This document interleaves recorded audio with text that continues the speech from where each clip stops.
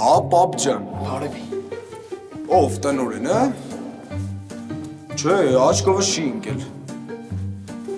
Չէ, պապ ջան, սաղ փողերը սաղսել եմ։ Կարաս իդրամ ջունիորից գցես։ Դե իշքան գցես քո պատիվն է։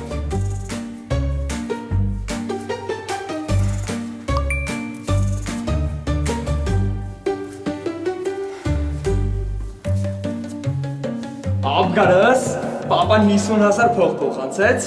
Հա, պապան ինձ միշտ էլ լավ է նայել, պապայի ձեռը քարի տակ չի։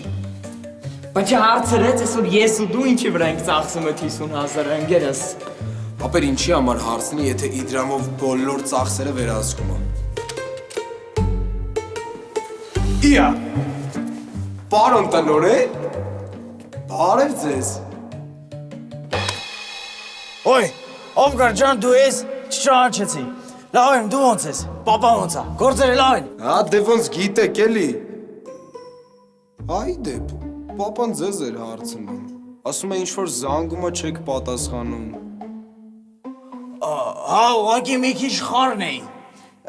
Տատիկս էր վերելակի մեջ մնացել։ Մինչև հանեցինք արդեն ուշ եղավ զանգելու համար։ Դու պապային փոխանցի, որ ես իրան անպայման կզանգեմ։ Եղավ։